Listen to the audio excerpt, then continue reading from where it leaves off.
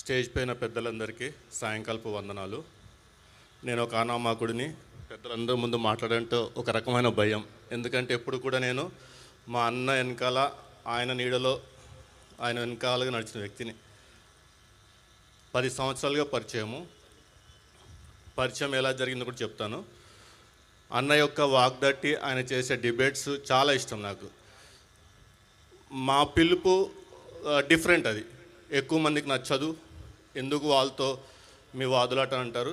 కానీ వాక్యం ప్రకారం ఏంటంటే ఫిలిప్పీ పత్రిక 1వ అధ్యాయంలోని 17వ వచనం ప్రకారము we are to defend, we are to preach, at the same time we are to defend. అలాగే దేవుని జ్ఞానమునకు వ్యతిరేకమైన జ్ఞానమును చెరపట్టి తుత్తునిలిగా చేసి క్రీస్తు పాదాల చెంత అప్పగించే వరకు మేము విశ్రమించమని చెప్పి తీర్మానించుకొని ఈ మార్గంలో బయలుదేరాము. 10 సంవత్సరాలుగా పరిచయంలో 2వ సంవత్సరం అర్ధరాత్రి 11ంటికి ఫోన్ చేశాడు. నవీను అని మనస్ఫూర్తిగా ఎవరు పిలవరు, అట్లా నవీన్ అని ఆపుతారు, కానీ నవీను అని పూర్తిగా పిలుచుకుంటాడు ప్రేమతో. అన్న చెప్పు అన్న, ఏం చేస్తున్నావు అంటే, అప్పుడు ఒక బుక్ విడుదలైంది. ఆ బుక్ గురించి ఆలోచిస్తున్నా.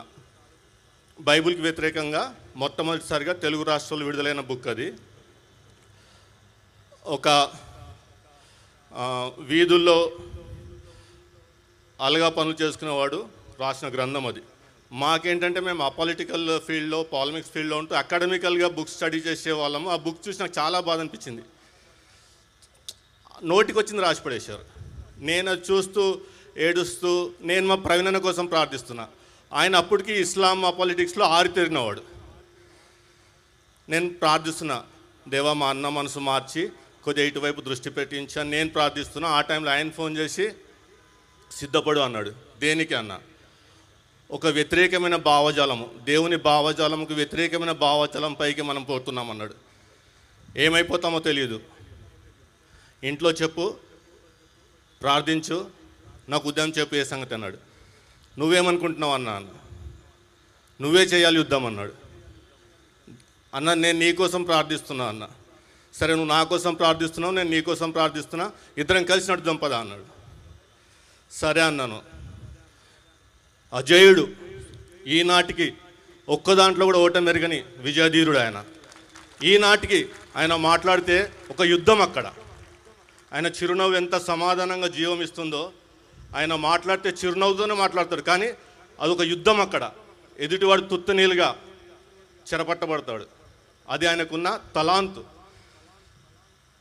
మేము చేసే పరిచర్యలో చాలా లో లైఫ్ మెయింటైన్ చేస్తాను. నేనైతే చాలా లో లైఫ్. రక్షణలో కూడా ఎట్లా వచ్చానంటే, 4ంటికి ఫోన్ చేశాడు, ఎక్కడున్నావు అన్నాడు. ఇప్పుడే నిద్రలేచా పడుకోను అన్న. రక్షణకు వచ్చా అన్నాడు. దేనికి అన్న? ఒక డిబేట్ ఉంది, ఒక వక్త వస్తా అని చెప్పి రాలేదు, నువ్వు వచ్చా అన్నాడు. నాకేం తెలుసు అన్న, ఎందుకంటే నేను తెలుగు సరిగా మాట్లాడలేను, ఇంగ్లీషు అంతంతగా మాట్లాడతాను. నేనంతా ముస్లింల మధ్య పెరిగినాను. నేను నాకు హైదరాబాద్ హిందీ తప్పితే తెలుగు అనర్గళంగా స్పష్టంగా మాట్లాడటం రాదు నాకు. నువ్వు వచ్చే నేనున్నా కదా అన్నాడు. ఆయన మీద ఒక గుడ్డి నమ్మకము.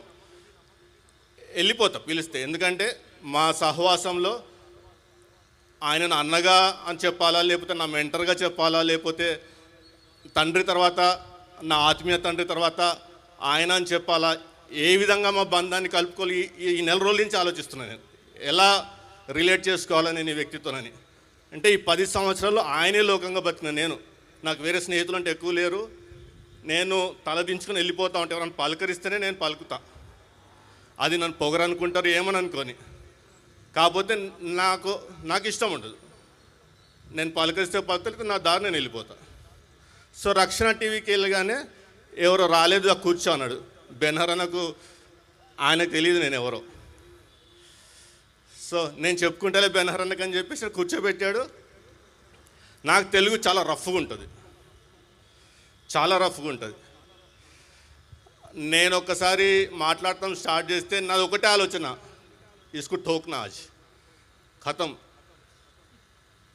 इसको ठोकना खत्म, నెక్స్ట్ ఛాన్స్ దేనే కచ్చినాయి.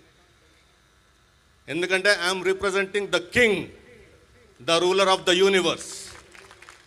He believes the same, I believe the same. We serve the King, the mighty one.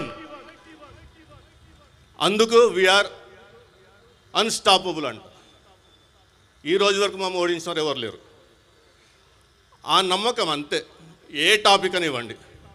ఒక్కరోజు కూడా అందరూ అనుకుంటారు వీళ్ళు చాలా బుక్స్ తిరిగేసి చాలా ప్రిపేర్ అయ్యి వచ్చి కూర్చున్నారేమో డిబేట్లు అనుకుంటారు. 5ంటికి ఎవరైనా రాకపోతే 4ంటికి ఫోన్ వస్తుంది, ఎక్కడున్నావు, పలానా చోట వచ్చే రక్షణకు. నేను అడుగుతా దారిలో, అన్న టాపిక్ వచ్చి అక్కడ చెప్తా అంటాడు. అక్కడ వెళ్ళి ఏంజల్ సిస్టరు వాళ్ళందరూ ఆ టీ ఇచ్చి చేసేలోపు ఇది టాపిక్, ఇది పలానా వక్త అంటాడు. అన్న ఒక అరగంట టైం అని అన్న ప్రిపేర్ అవ్వాలి కదా అంటే, అది మేము ఎక్కడ ప్రిపేర్డ్గా పోయి మాట్లాడిన డిబేట్ ఒకట్లేదు మాది. సో ఆయన విజన్ ఒకటే, మనము ఐక్యతగా ఉండాలి.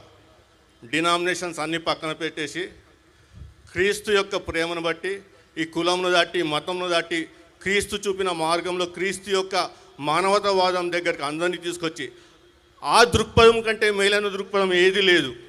ఆయన తెగ బాధపడేవాడు. అంబేద్కరిజం అని కమ్యూనిజం అని మన యువతను చెరబట్టుతున్నారు, మన పెద్దలు గ్రహించలేకపోతున్నారు. అన్ని ఇజంల కన్నా అసలు తిరుగులేని ఇజము యేసుప్రభు యొక్క దృక్పథం, అతని యొక్క ఐడియాలజీ. ఆ ఇజంలో మన యువత నడవాలా, మన యువత పొలిటికల్గా ఉండాలా, మన యువత అడ్మినిస్ట్రేషన్లో ఉండాలా, మన యువత మన